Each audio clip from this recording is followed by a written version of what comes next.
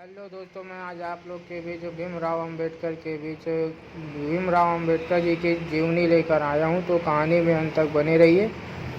मध्य प्रदेश में महू में स्थित बाबा साहेब अंबेडकर को समर्पित एक स्मारक है। यह बाबा साहेब अंबेडकर का जन्म स्थान है, जिनका जन्म 14 अप्रैल 1891 को महू में हुआ था। गठिया की बीमारी के चलते वो कई रातों तक बिस्तर पर दर्द से परेशान रहते थे।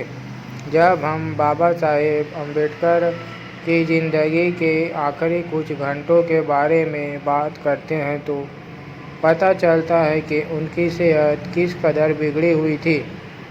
बाबा साहेब ने 6 दिसंबर 1956 को सुबह के वक्त सोते हुए आखिरी सांस ली।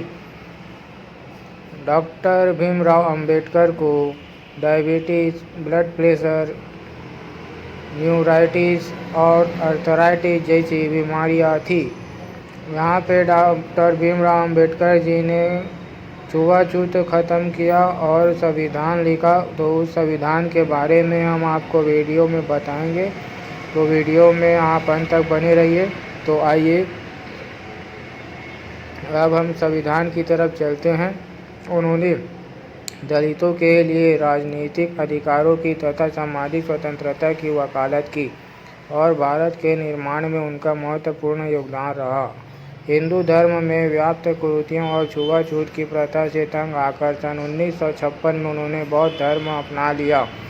भीमराव अंबेडकर, जिन्हें डॉक्टर साहेब अंबेडकर के नाम से भी जाना जाता है, के एक ही पुत्र यशवंत अंबेडकर हैं। उनके अन्य 4 बच्चों की मृत्यु बचपन में हो गई थी।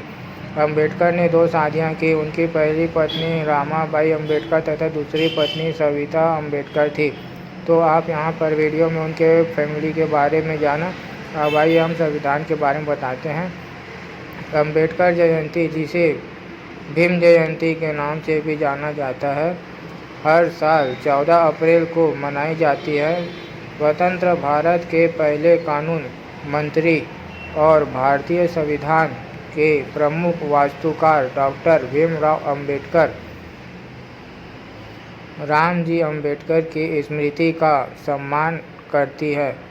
बाबा साहेब के नारे शिक्षित बनो, संगठित बनो और संघर्ष बनो ने तो जैसे दलित समाज के लोगों में जान ही फूंक दी।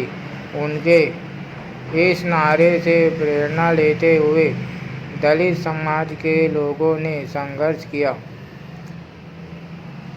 उसके डॉक्टर भीमराव अंबेडकर जी की प्रेरणा के स्रोत और उनके बोले गए शब्दों के अनुसार दलित समाज के लोगों ने संघर्ष किया और आज उन्हें अपना अधिकार मिला। कुछ जातियां ऐसे हैं कि जिन्हें आज भी उनका अधिकार नहीं मिला है, और कुछ जातियां ऐसे हैं कि उनको अधिकार से और ज़्यादा अधिकार मिला है। तो ये सब चीज़ भीमराव अंबेडकर ने अपने संविधान में बताया और जातियों के भेदभाव को दूर किया।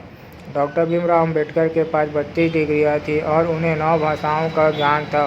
भीमराव अंबेडकर का जन्म 14 अप्रैल 1891 में मध्य प्रदेश के महू में हुआ था। दापोली और सतारा में उनकी स्कूली शिक्षा हुई थी।